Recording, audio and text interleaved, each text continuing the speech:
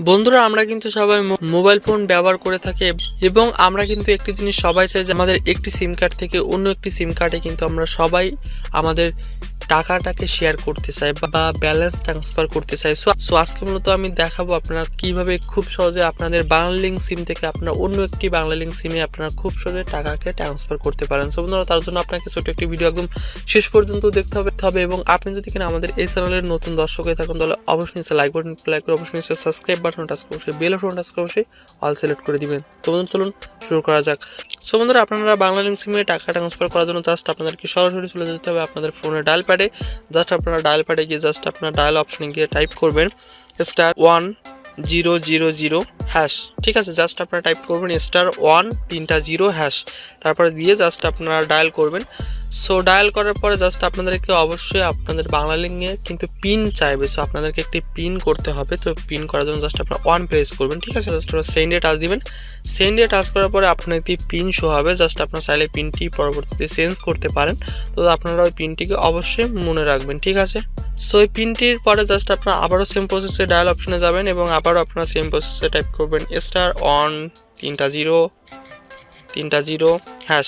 এবং আপনাদের পরবর্তীতে কোনো পিন সেট করা লাগবে না, আপনাদের সর্বপ্রথমবারে পিন সেট করা লাগবে এবং অবশ্যই আপনাদেরকে ওই পিন কোডটি মনে রাখতে হবে। ঠিক আছে, সো জাস্ট আমরা পিন কোডটি মনে রাখবো। তারপর আমরা আবারও সেম প্রসেসে ডায়াল করব। সো ডায়াল করার পরে আপনারা এইবারে কিন্তু একটি নতুন ইন্টারফেস দেখতে পাচ্ছেন। আপনারা চাইলে কিন্তু পিনটাকে কিন্তু চেঞ্জ করতে পারেন। আপনারা দেখতে পাচ্ছেন একটি অপশন আছে চেঞ্জ পিন। চাইলে আপনাদের পিনটা যদি কেউ জেনে যায় চাইলে আপনারা চেঞ্জ করতে পারেন। ঠিক আছে, সো আমরা এবার যাব অনে যাব, যেহেতু ব্যালেন্স ট্রান্সফার করব সেন্ডে করব। সেন্ড করার পরে আসলে আপনারা আপনাদের পিনটিকে প্রেস করতে হবে। তো আমাদের যে পিনটি ছিল 4965, জাস্ট আমরা সেই 4965টাকে দিয়ে জাস্ট আমরা পিনটা দিলাম। দেওয়ার পরে আমরা দেখতে পাচ্ছি যে ইন্টার নাম্বার, মানে আপনি যে নাম্বারে টাকাটি পাঠাতে যাচ্ছেন। ওকে, তো আমি একটা নাম্বার এখানে দিয়ে দিচ্ছি। আসলে আমার তো তেমন কোনো নাম্বার নেই বাংলালিংক, তারপর আমি একটা দেওয়ার চেষ্টা করছি। আমি স্ক্রিনে যে নাম্বারটি তুলেছি আদৌ আমি জানি না যে আসলে এটা কার নাম্বার। প্লিজ আপনারা কেউ কল করবেন না, জাস্ট আমি আপনাদের দেখানোর সাথে নাম্বারটা তুলছি। তো তারপর জাস্ট আমি সেন্ড অপশানে একটা টাচ দেবো।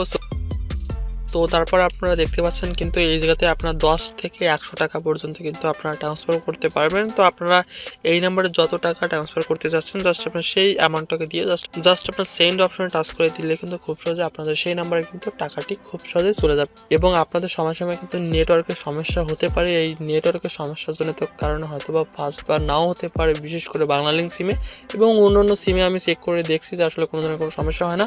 বাট বাংলালিংক সিমে যদি নেটওয়ার্ক জনিত কোনো ধরনের কোনো সমস্যা, তাহলে আপনারা একটু ওয়েট করে আবার আপনারা এটাকে অ্যাপ্লাই করবেন। ইনশাআল্লাহ আপনাদের এই কাজটি হয়ে যাবে। সো আজকে ছোট একটি ভিডিও যদি কিনা আপনার কাছে একটু হেল্পফুল হয়ে থাকে অবশ্যই আমাদের এই চ্যানেলটিকে সাবস্ক্রাইব করে দেবেন এবং অবশ্যই একটি লাইক করে দিবেন এবং অবশ্যই কমেন্ট করে জানাবেন আসলে আপনার কাছে কেমন লাগলো।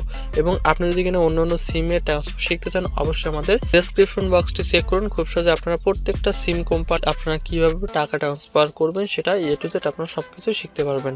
সো সকলে ভালো থাকবেন, সুস্থ থাকবেন। Bye bye.